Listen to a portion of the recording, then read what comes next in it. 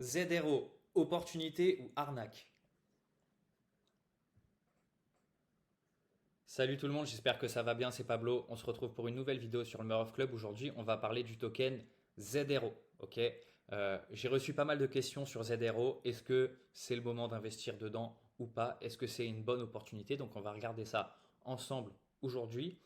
Tout d'abord, pour ceux qui ne savent pas ce que c'est Layer 0, ça va être un layer d'interopérabilité qui va permettre justement de communiquer entre les différentes blockchains, donc typiquement le layer 1 avec les layers 2 entre eux, et de faire transiter de la valeur d'une blockchain à l'autre. Donc c'est vraiment très très utile, surtout quand on voit la direction que prend Ethereum avec cette fameuse dépendance des L2. On voit aussi qu'il y a de plus en plus de layer 2 et qu'il faut justement une solution qui nous permette de communiquer à travers toutes ces blockchains et de connecter le tout ensemble. Ok. Donc ZRO, d'un point de vue graphique, c'est potentiellement intéressant. D'accord. On commence à se rapprocher d'une zone de support au niveau des 3,20 $, ce qui est plutôt pas mal.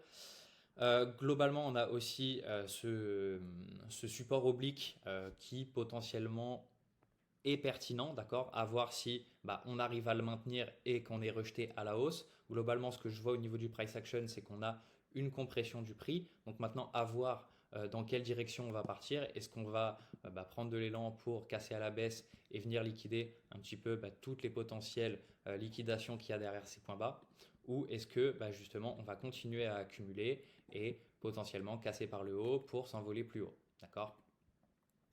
Globalement, pourquoi je pense que ZRO d'un point de vue fonda, c'est intéressant puisque l'écosystème Ethereum et les Layer 2 en ont besoin d'un point de vue interopérabilité. C'est une solution qui marche plutôt bien, pour être tout à fait honnête. J'ai farmé le airdrop et c'est plutôt quali, Layer 0.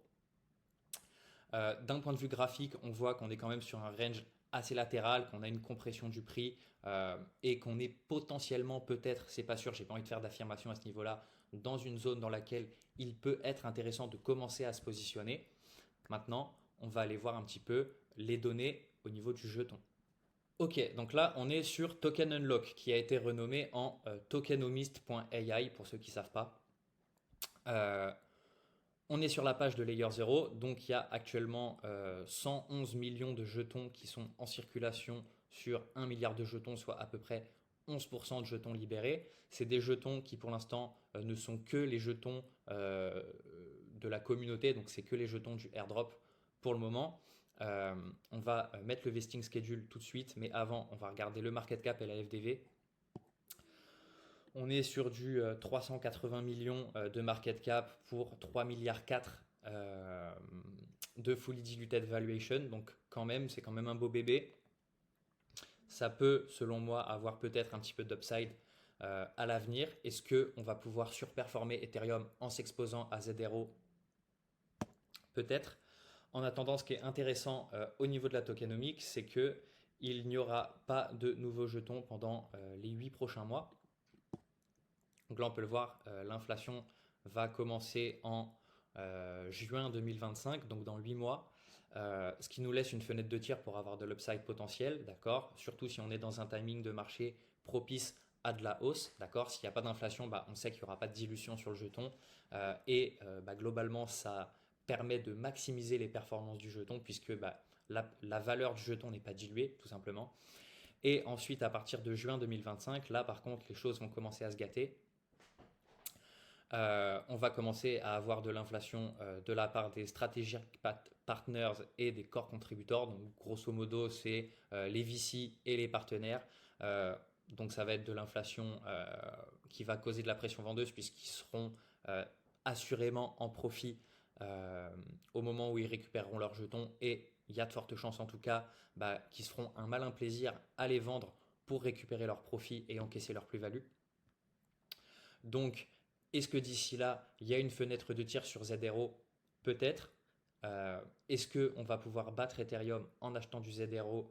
C'est possible. Maintenant, voilà, c'est vraiment à vous de bien comprendre les fondamentaux de ZRO, de comprendre aussi qu'il ne faut pas faire de hodl, encore moins sur un altcoin, encore moins sur un altcoin qui a que 10% de ses jetons en circulation, et que si tu tente le coup sur ZRO, il va falloir avoir une fenêtre d'investissement qui va de 3 à 6 mois et savoir sortir un petit peu avant que l'inflation elle arrive, puisque ça aussi, ça pourrait être anticipé d'un point de vue prix.